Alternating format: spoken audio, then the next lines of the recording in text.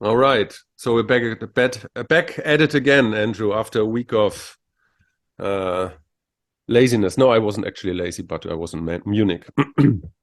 Yeah, you were publishing a book. Yeah.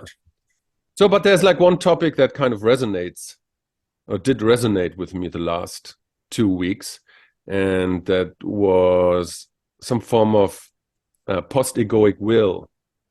So the idea that will and our conception of will and our capacity to will goes through stages, like equally to love. You have the idea that as Mhm. you grow older, yeah, the more embracing your love is not just you or your family, your friends, but if you're becoming a wise person, it's like it's the whole world that you can embrace with your love. And so I think it was Mm. Evelyn Underhill that kind of systematized it.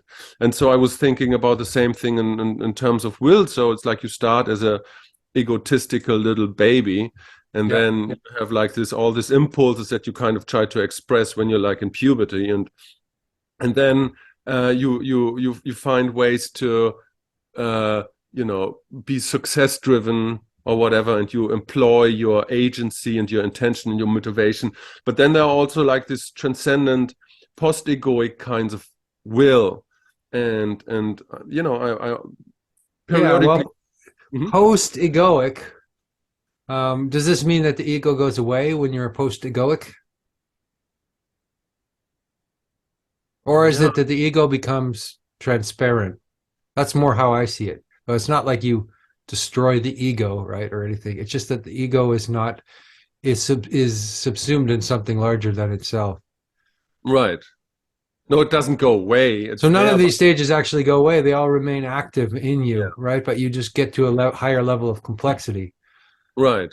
So your love is not obsessed teenage love, anymore. It becomes mature adult love, and then that becomes larger communal love or community love, and then it can get even larger than just you know just just just whatever the love of your world is. So I guess for will, how would that look for will? Like, what are the stages of will?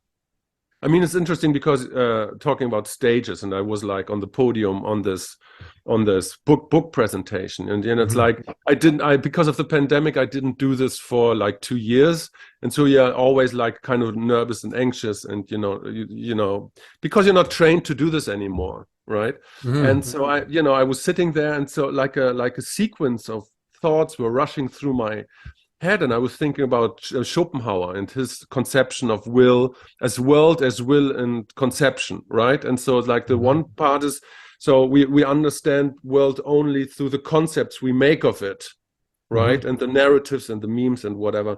But on the other side, world is just this undifferentiated stream of will in his conception that moves through us in a kind of way. And so I was sitting there um, on the kind of the evolutionary impulse, Mhm. something like this. And I was sitting on the podium there, and I was like, oh no, at this very moment, I'm the vessel or the inhabitant of the evolutionary stream going to me. And it's like it doesn't really matter what I think personally, if I'm anxious, if I'm nervous, that I'm sitting here. It's just like I can just give over to this will that in this moment manifests in me sitting there, right? And then I was like kind of opening up myself to that manifestation of the universe, if you might say. And I was Mhm. kind of relaxing into it, and that kind of relaxed me completely, so I could behave quite normally at that point. So, but it was nothing that I wanted to do at that point, right? It was not, oh, I have to perform, I want this. So I was just kind of opening up Mhm. to Yeah. this Schopenhauer kind of conception idea of will, that feeling that it goes through you somewhat, because I always think, the world provides you with opportunities, and you can, it's like that's what life is. And so you can just give yourself over to this whole process. You know what I'm saying? Sure. I've been reading all these mystical texts, and usually illumination is described as like light, right? Like you go into light, right? This is when we Right. talk about become illuminated, right? Whereas actually they talk about the Shishina, the great darkness. And when you go into the great darkness, that's when the creative spirit emerges. In other words, you lose your sense of self and identity, and you fall into this creative state. And then that's when you're in this state where you don't really exist anymore. You're not your ego identity, self-identifying I is no longer there. You know, you experience that. Like I used to experience that on stage with a guitar playing music. It's like I could objectively watch myself being in this state of enraptured whatever, just be watching it happen, you know. Right. It's like, and then you know, I was completely dissolved in that activity, and it wasn't even I wasn't doing it anymore. Right. So it's like the non-doing of doing, or the wu wei wu, as they say in you know, in Taoism, like the doing, the what is it, the wu wei wu is it's the doing of not do, or the non-doing of doing, or Yeah. Yeah. Yeah. mm-hmm. So I guess that's post-egoic, but there is a will operating on you because things are happening. It's not like you're just disappear. Right. So there's an expressiveness that occurs, but it's not you're not doing it anymore.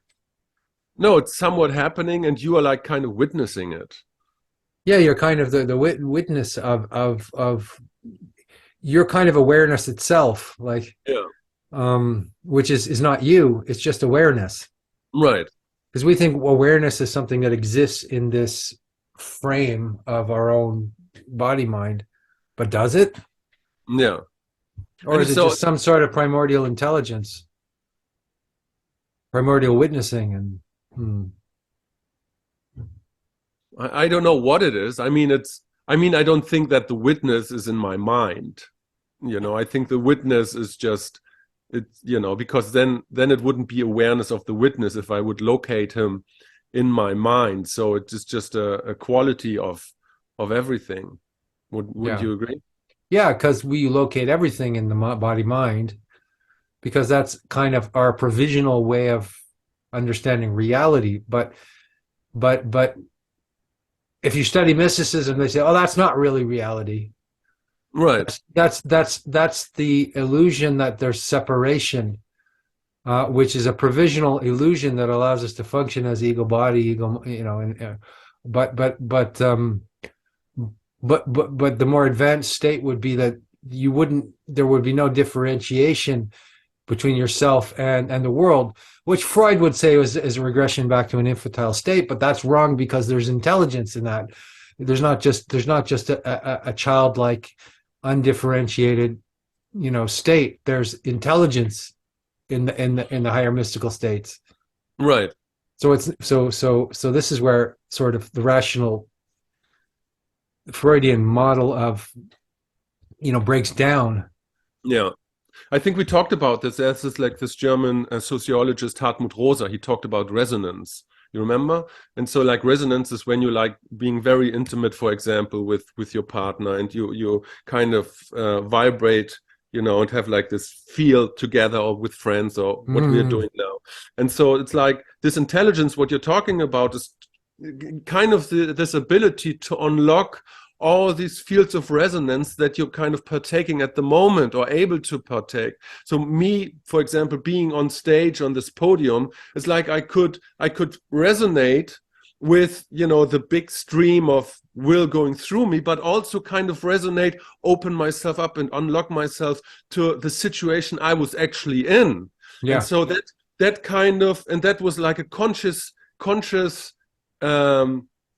choice and a conscious doing, and so and you know what I'm saying. But I was going to the background. I was just being able to open up these resonance fields. You know what I'm saying? Mm-hmm. Sure. Yeah. Yeah. It's sort of, well, it's kind of like when we were talking before we pressed record. There was a different resonant field between us. It was like Right. more casual and chatty, and how are you doing and what's going on. And then as soon as we pressed record, we add a third dimension to this discussion, and that's all the unknown people that are listening to us. And even Yeah. if we're not aware of them, we're not being self-consciously aware of them, we know that we know that we're in a different, there's a different mode of being, a different expression happening, where another level of concentration Yeah. and attunedness, which happens when you add this next other dimension. So there's all these dimensions of relationship, Yeah. and there's all these kind of in betweens, these third, the divine double or something, right? There's us, me and you, and then there's the divine double, which is the composite of me and you, and then beyond that, what's expressing itself. Yeah. Yeah. I mean, it's a differentiation between the private and the public. Now we are opening our resonance body, let's say, opening up to the public. And the public is the unknown, right? Because we don't Yeah, know the people who are listening to us. The public is the unknown witness of the of whatever we're saying. The people who are listening to us. Yeah. And there's a performative aspect. I feel there's a performative aspect that turns on inside of me if I'm aware that there's a public. Sure. I have to put on a bit of a mask. It's not that a mask. It's not any different than the mask that before we had a conversation, I used to have a different mask, and that's the mask of between me and you. Yeah. But then there's a new kind of mask you put on in every different situation. Yeah, but that's the fun of it, that these masks are kind of arbitrary and very easy to change. Yes. So it's not it's like I would have no problem to talk just for the next 45 minutes just to make dick jokes, So there's your dick joke persona, and then there's your sophisticated philosopher persona, and then there's your jocular persona and serious persona, and we just take these on and off. But what I feel like clothing.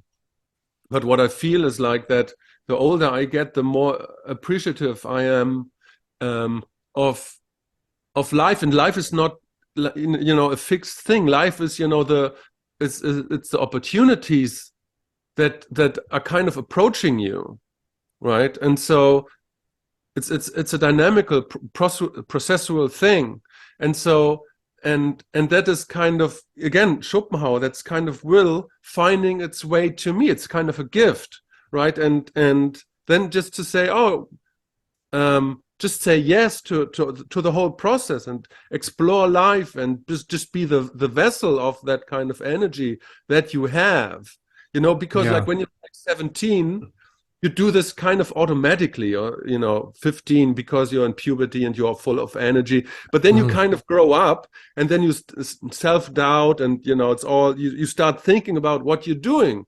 But the older I get, the more able I am to get rid of all the masks you're talking about, and just open myself up to this whole process. But it's not like in puberty anymore, where I'm blind for these forces.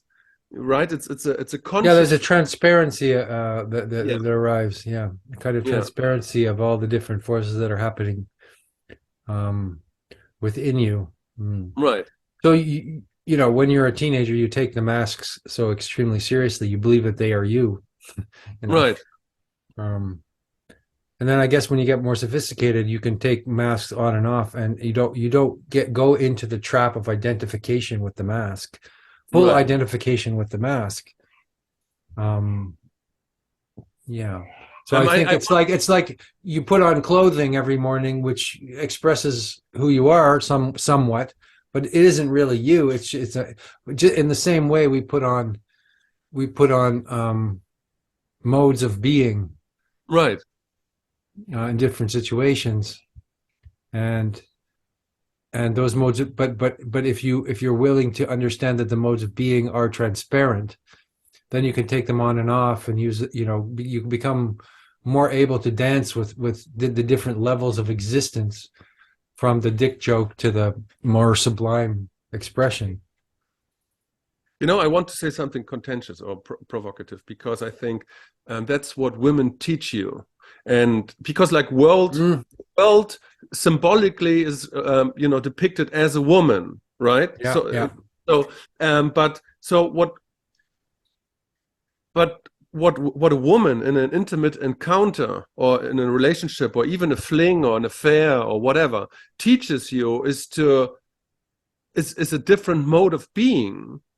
And the more you do that, the more free you are to oscillate between these different masks and different kind of modes of being, right? Yeah. And to appreciate everything that that world as a woman has to offer you, right? And so, like, think about Crawley, who had like this idea of had sex with everything and everybody, so he had like this announcement in the newspaper, midgets and ugly woman and fat woman, just like he wanted to engage with all of this because he would understand that he can transcend by this his limited view of possibilities and potential. You get what I'm saying? And so the idea that woman, also plural, is kind of the engagement with women kind of liberates you. Woman is the world. Woman is the world, yes. Yeah, that in a way that makes sense to me, and that woman gives you initiation into the world. Right, exactly. Right? Whereas men without a woman are sort of pretty lost creatures. I mean, men without women kind of they live in pure abstraction. They just sit in front of their computers all day long.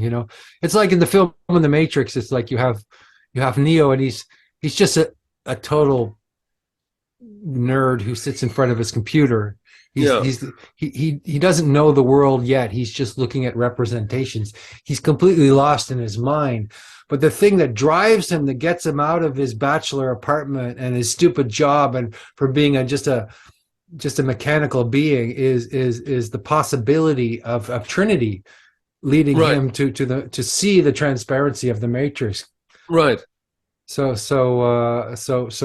in that case, Trinity is the woman that shows him the world, because he doesn't know the world. He's just in the Matrix.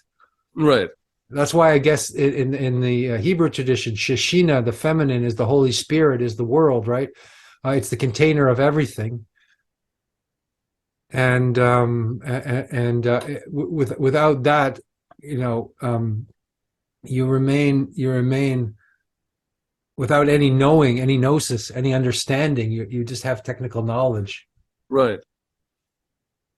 Yeah, the interesting thing is, the correlation between, possibilities that you have in life and the way you're looking at life. And it's kind of difficult to explain what I mean. It's like you walk through your world on your normal days, and when you have like a fixed character and a fixed perspective on world, then you kind of filter out everything that doesn't fit to your particular worldview. Yeah. Right. Yeah. But the more you engage in spiritual practice and in the kind of way with the women of the world, the symbolic women or physical women, the more you can see that you're walking through a garden of fruits and possibilities. There's a chance. And horrors as well, right? And horrors, but the world is constantly giving.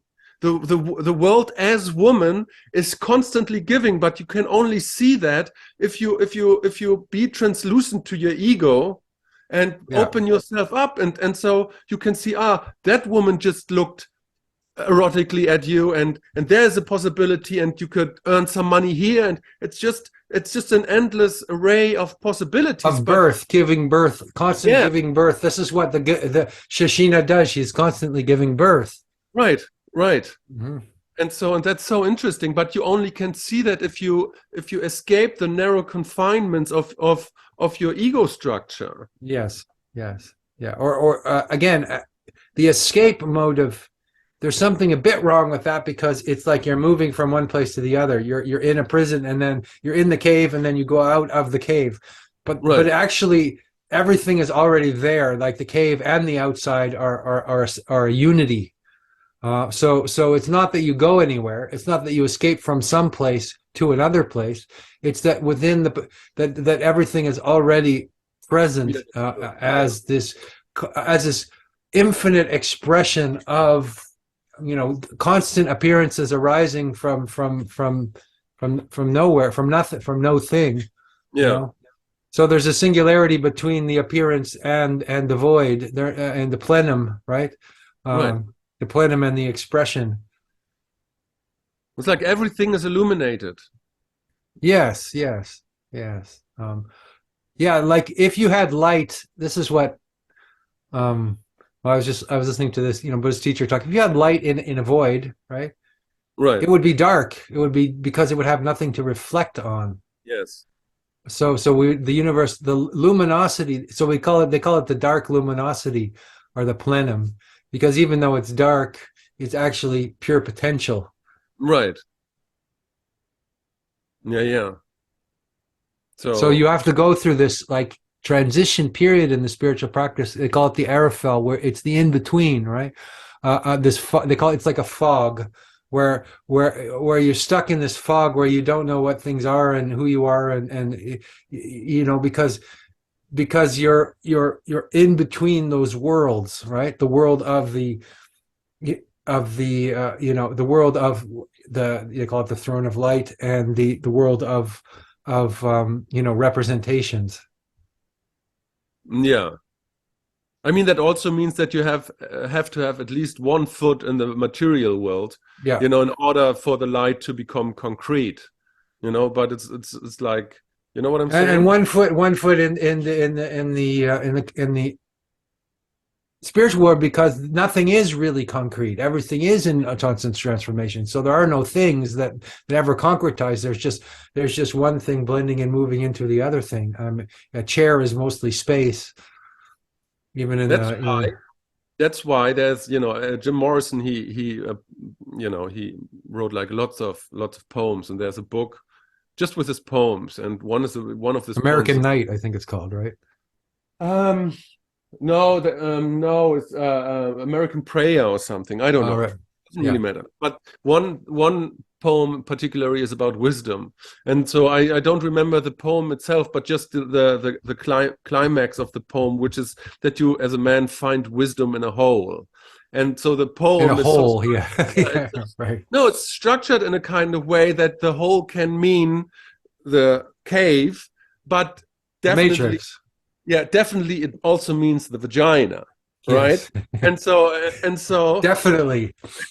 that, Not to that, be confused with the non-vagina or the yes, not just so there's no confusion there. yeah, or the world as vagina. That's The world also, as vagina, yes. Now we're getting somewhere in this yeah, no, conversation. no, no. We're We getting said the definitely, world as woman, but actually it's the world as vagina. no, no, no. It's just the No, unpersonal no. pussy. It's just unpersonal. It's just an unpersonal pussy. It's just like pussy. You don't know the Louis C.K. The joke? great big pussy in the sky. Yeah. Yeah. The fantastic pussy in the sky. Oh, Yeah. great pussy in the sky. Yeah, there you go. It's not a guy on a throne. It's a big pussy up there. No, but sometimes I like, if I think we talked about this, when I'm conceptualizing the world on a, metaphysical kind of level. It's like I'm not on this level. I'm on planet Earth, in Spain, in Mallorca, in this place now, but just as the whole, so I'm conceptualizing world as woman, and sometimes I'm conceptualizing it as world as, or this resonance field as in sexual, quasi-sexual engagement. Yeah, I don't see the world as fatherly. That yeah, doesn't really make sense to me. yeah, yeah. The father is sort of outside the world, kind of. It's more like the abstract, like the crown is Keter, and the Keter is on over the head. It's beyond the head. So the father is outside, and the Yeah, mother is well, inside. technically it's Chokma. What? Technically, Chokma is the father, and Chokma is he's the right. Chokma the father, Chokma and Bina, and Keter is the undifferentiated crown, which is exactly. outside of the two polarities. Yeah, Yeah, but sure. but also Chokma is outside in a kind of weird sense. All Because three of them are outside the top yes, triangle. They haven't yet entered the world, right? These are just the primordial principles of right. contraction, expansion, And the unity thereof. and unity or primordial potential. Right. Exactly. Mhm. So, um, so I've lost the thread of this conversation a No, bit. no, but conceptualizing world as Bina, right? World as woman. World as woman, and she that Bina is the woman, and that she can. It's like all embracing, all permeating, but at the same time, it can be tragedy Well, because it's a contraction because yeah, birth because is a contraction. yeah, Like because birth everything itself is a contraction into form, into body. So right, so that is contraction, it's right? death, And that is death and life. right, Whereas the and Father sits outside of death and life, right? In a sense, right? exactly, He's like the witness of the thing, right? Or the exactly, yes. hmm, And I so see. that's the idea that Bina as the original female archetype, let's say, as the undifferentiated non-dual space, it's at the same time enabled birth and death, because everything that appears and concretizes and crystallizes into life is destined to die. And so there's an inbuilt sadness and tragedy Yeah, therein.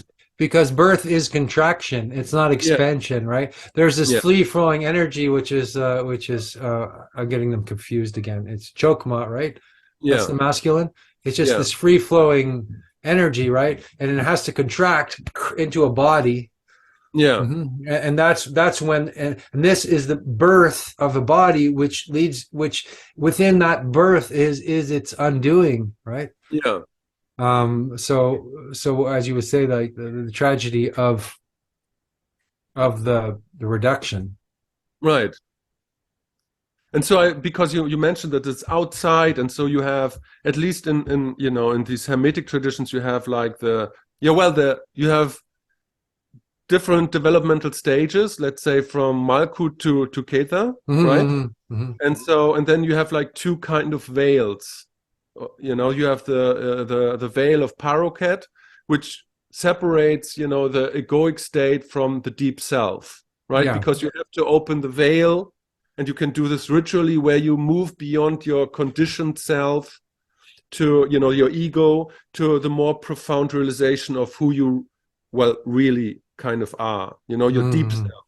And then you go Mm-hmm. through these stages of, what is it called, Chesed and Gebura and Tiferet. Gabora, yeah, is again. These are new levels of masculine and feminine, right? Yeah, Gabora or is yeah, or deeper. force.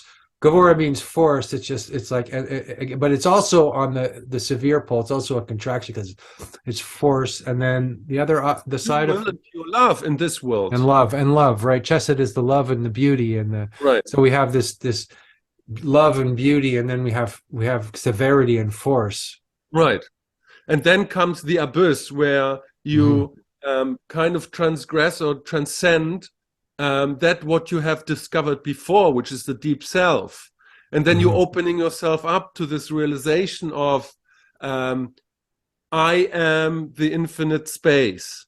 I am in my very being, in my very core, Bina, non-duality. And then, it's like you open yourself up to this kind of um, post-egoic understanding of who you are and what the world is.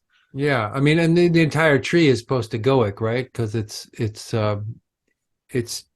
like they're all fractals, right? Of let's say of there. It's a symbolic map of reality, and each of the realms is contained within each of all the other realms.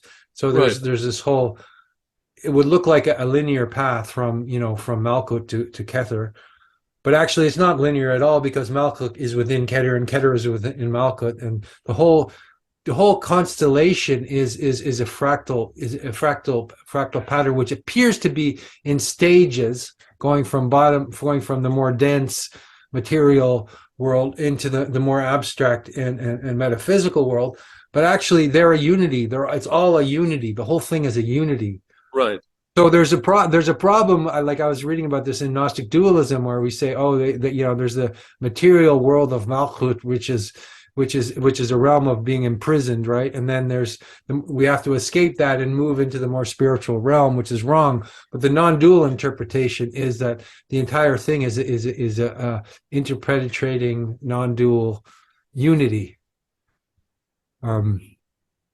Entire constellations, so these are just maps of what can of the Orient Sof, which is a limitless expression of light, which has no beginning, end, middle, anything, right? But they're just maps that we use as provisional ways to navigate reality, and and constructs which are fundamentally transparent. Did any of that make sense? Absolutely, because that's the reason why I always come back to Schopenhauer, because in his way, he kind of expressed expressly exactly this. You have the narratives, you have the conceptions, the world as will and conceptions. And so you have these ideas and they are constantly shifting. And then you have, the unity of just the stream of will, of evolution. And so you can, because he brought Buddhism to the West, and Mm-hmm. very Why much is there a will in evolution? Like, what does that mean that there's a will? I'm still getting my mind around what a will is, because we seem to be using it in all kinds of ways. Like there's a non-personal will, but then why is it a will? And because normally the ordinary way of talking about will is something that we do, right? We right. will something. It's an active principle that we're doing, and yet we're talking about will as if it's some sort of transcendental thing beyond ourselves. So what is it? What do you mean by will? I mean, again, there are from a conceptual standpoint, there are like these egoic forms of will. I need to buy some groceries or whatever. I Yeah. need to earn more money, or I need to whatever. Yeah, provisional, sort of like. So, but at the same time, it's an inherent feature. There's an inherent quality in the universe that is moving kind of forward, and is there completely at the same time. It's there at the same time while it is moving. You can't not do anything. Yeah. It's like it's like, and so there it is inbuilt. And That's why emptiness is a plenum. It's not a mere void, because something is always emerging from emptiness. right. Even empty, yeah, sure. It's like the word emptiness, shunyata, in the East has a positive meaning because it means pure potentiality again. So in a sense, I guess will would be like the will is to remove the veils to allow for that pure potentiality to emerge. Is that correct?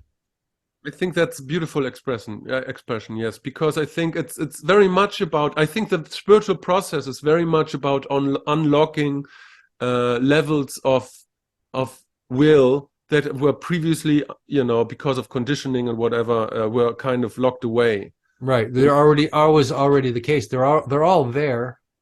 Yeah. Right. I was talking to this guy, and he was saying, I've got this problem with I think I don't have enough testosterone, and I got to go to the gym so I can build up testosterone. And so he had this perception that he didn't have enough testosterone, which may or may not have been true. But I was saying to him, maybe it's just because you're lazy and you sit around and watch TV, and right. It's not that you don't have the testosterone; it's that you're not channeling it into something like you have testosterone. You're just not using testosterone. You are. It's an already existing potentiality within you. But you're thinking that you can go out there and get some of that, and that will give you the libido to go and conquer the world. But it's mistaking out inner for outer. Yeah, it's the Ivan Illich problem. That you try to fix inner problems without the solutions. It's just like, because if you it's because we're always looking out there for something, right? Yeah, it's about resonance. It's just like start doing something, and then you go into resonance, and then from that resonance you build, and you build and the testosterone levels will go up automatically. You don't need an external injection of some medicine to boost your testosterone. You can just feel what kinds of things go through you, build a resonance, and unfold yourself. You know what I'm Yeah, saying? yeah, but yeah, absolutely. Well, I mean, so Ivan Illich's term is counterproductivity because we have this poverty mentality that we need all these things. Yeah, We need so many things to fix these various problems that we perceive that we have. yeah, Um, whereas if you connect to what you're calling the resonance fields, which I guess would be like the primordial energy fields that are just like of potential that are already there, then automatically you know the what to do, right? You know the right thing to do. This is why people who are, have these mystical realizations don't become, completely insane. In fact, they become usually more practical in life because they're in touch with all the different yeah, fields and they can yeah, easily access whatever they need in the moment without having to go through all these filters to get there, like normal people, like all of us normal people do, right? We tend to overthink things and we tend to over complexifies and try to fix, and because we believe that we have a presupposition of scarcity in our being. yeah. Whereas I would Where say, yeah, which is why the idea of the empty plenum or potential, if we just connect with that over and over and over again, it's all we really need to find what we, where we need to go, I think. yeah.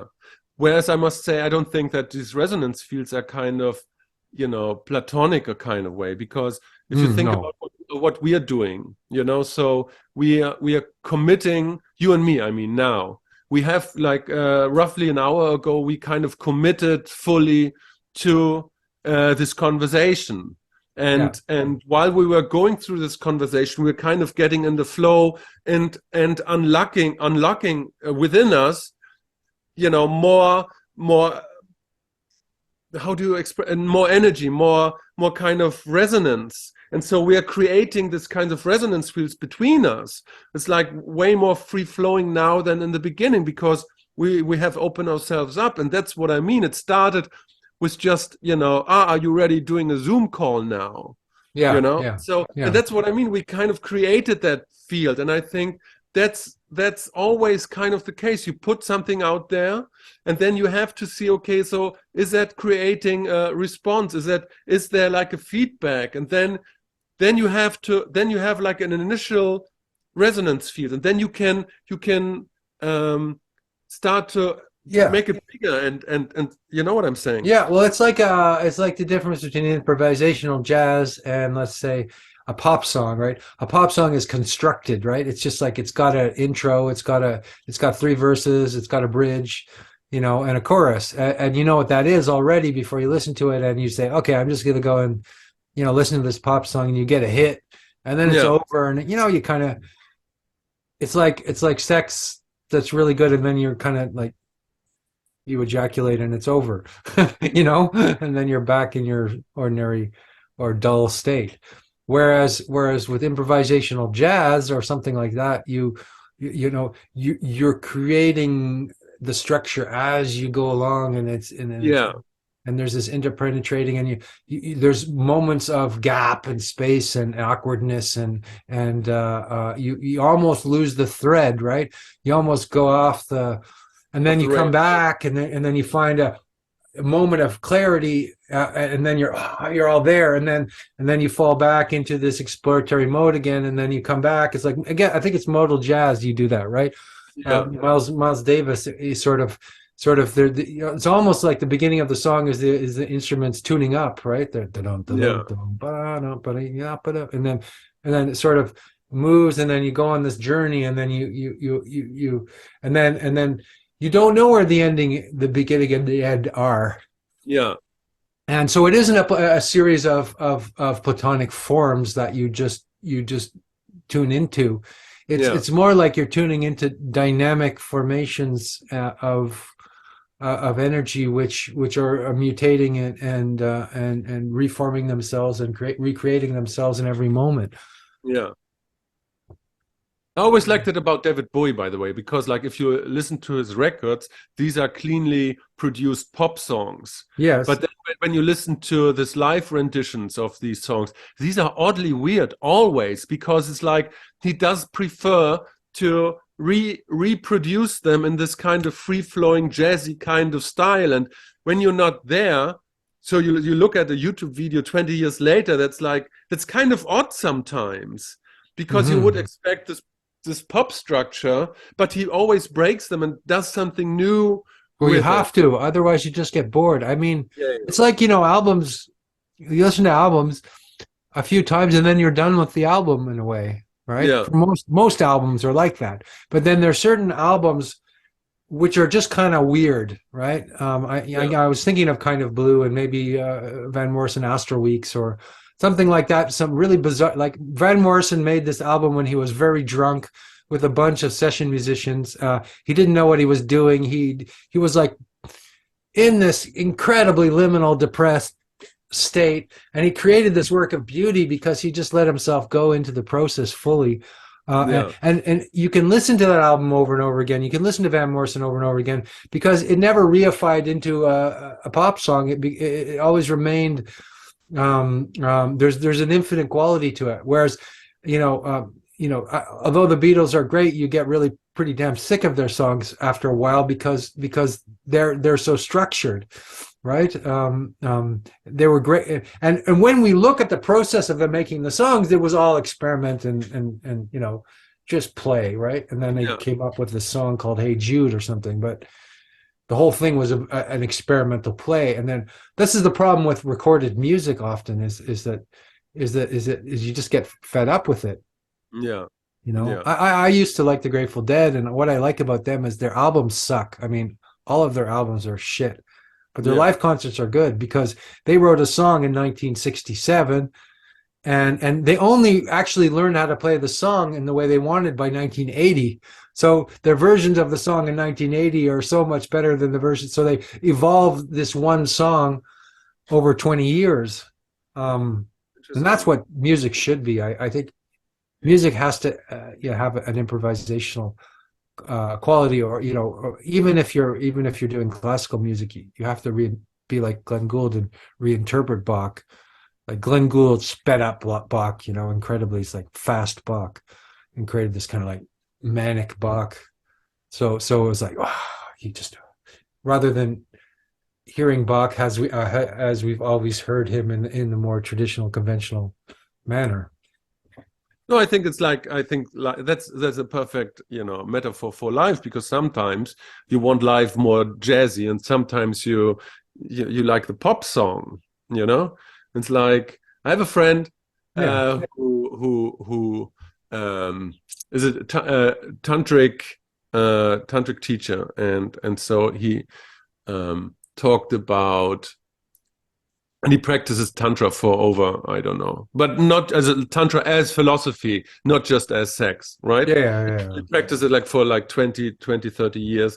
And so he was like telling the story about when he was like kind of get an initiation into the higher, I don't know what's the proper word is, echelons of, tantric school or whatever. And so they Mm-hmm. were doing like this weird ritual where they were sitting, this was like a week long ritual, and one point all the guys were like sitting in a circle back to back, right? And then the daiquiris, is that the word? The female Bikinis?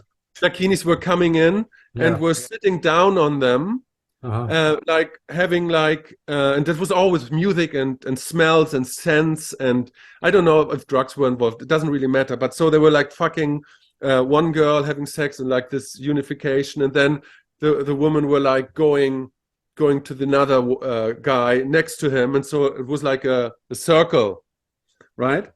And so the story is that there was like one woman, he kind of didn't jive well the whole ritual over, right? And so that Mhm. she was like kind of pushy, and he didn't like her, and it was like there was big tension, and then he fucked her, and he said it was the most amazing kind of kind of unification Yeah. that he had there. And he couldn't really explain it because she didn't really fit in his pop song version of what that should be, what a Yeah. woman. And so Oh, yeah. and Yeah. so you get what I'm saying. And so he was opening himself up and to this weird entity, what that woman was. And but the energies kind of and the intensity kind of ramped itself up and will kind of Maybe pushing him. there, but I mean, intense attraction often has to do with repulsion at the same time. Yeah, So if there's an energy of repulsion and attraction going on, then there's intense polarity, and even if the polarity appears to be like terrible, right? yeah, Something could be discovered there. yeah, It reminds me of Carl Jung. He had this other woman in his life, and she was ugly, but he was totally attracted to her. He was like yeah. he was aware that she was ugly in a conventional sense, but he was just that's where he got his energy from. His um, whereas with his wife, it was very ordinary, conventional, and love, but he needed this. He felt that he needed this other avenue of exploration, and so he was with this woman who was very kind of witchy or ugly. There's an ugliness to her or something. I remember Yeah. reading about that. I think I have the name for this episode. What's that? It's a case for ugliness. A case for ugliness.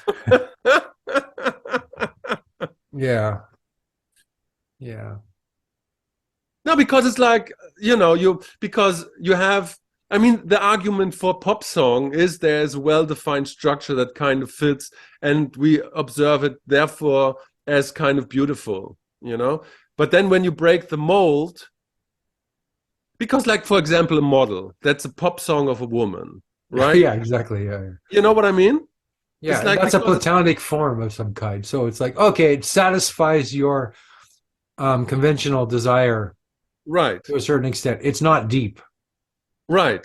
It doesn't Yeah, take you anywhere. It doesn't give you anything special. It's a form of comfort in a way. it's It's a easy. form. It's an easy form of comfort, and so when we're in a less, let's say, creative, exploratory, conventional mind, then we just take the pop song or the model or the No, nobody performance. says that the song of Michael Jackson, that's easygoing. It speaks to you. Even 40 years later, you can listen to Thriller. That's a great album. And you look equally like at a model, and it's like it satisfies something because of rules of harmony, and but it doesn't elevate you in a Yeah, way no. that the breaking of the mold And and the and if ugly you can elevate you. Mhm. sorry, and if you consume too much pop music or too much, you know, bad porn, then you lose your sense for any kind of creative exploration because Right, you're just in this you just live in this more superficial realm right. of easy easy platonic forms or whatever, or just easy titillation. I have that so So you don't like go through the darkness of which you need to go through to get to high art or to good art or to real art that has mystical power in it. Is you need to go through, let's say, the Arafel, the fog, the dark fog, the underworld. You need to go through this confused, painful state, and then come out the other side as beauty, right? right. That's more sophisticated art, right? But yeah, no, but I agree that sort of in the conventional world, sometimes you want to hear like a pop song, or you just want to look at a, you No, I know, mean it's like the whole the game. So the people that have this techniques of seducing a woman, and it's like even here in Mallorca, I have like I know so many guys who don't get any female attention, and they're like complaining all the time, but that's only because they have like this narrow view of the woman that they want, the pop song that they yeah, want. And I always say, why are you doing this to yourself, right? Because the life is offering you probably way too much possibilities, but you're rejecting everything because you want the one pop song. It's just like, but that's not how it works. Yeah, You know, it's, yeah. you know what I'm saying? So you have to break your mold and to find the, you know, the beauty. It sounds like a cliche, but I really think that's true, that if you're intimate with a woman, you find a form of beauty that transcends and you know the you know the physicality. Yeah, there's a reason why these guys are getting rejected, and they're getting rejected because they have a narrow view of a woman. And Right, the woman, even the beautiful women, don't want that, right? right. They're not interested in being put up on a pedestal as being this hot, you know. They're only so interested in that to a certain extent. But there's Yeah, something else that needs to be engaged in order for the guy to really be attractive to, you know, somebody. And that is like, oh, are you really interested in the depth of women, which is not always it's not always pink Aphrodite, right? right. As James Hillman calls it, it's not always this.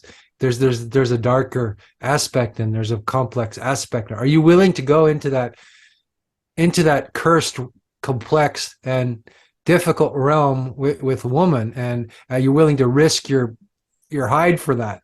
Because Right. there's a risk as well, right? In order into really engaging with sexuality, which is why there are monks and nuns, and you know, because it's a dangerous realm, Yeah. in some sense.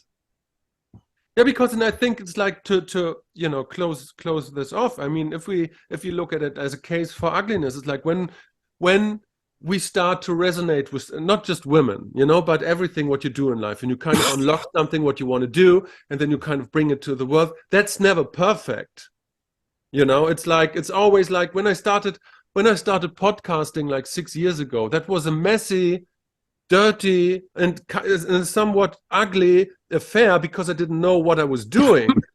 But I was Mhm. like trying to find a resonance field, and so and out of that developed, at least you know from where I am, that was my part of what I bring to the table with Parallax with you now. You know, it's like that kind of developed into this, and this is beautiful because Yeah, we find, and so you have to integrate the ugliness. yeah, In you know, order, and the gap and the mistake and the broken thing and the whole and the in between and yeah, the aeroful is like this foggy in between world. You have to want to go through that passage, the unknowing, the cloud yeah, of unknowing, and the this is post-egoic apophatic will. darkness. This is post-egoic will. Yes, yes. I'm using a lot of like this because I've been studying this stuff a lot.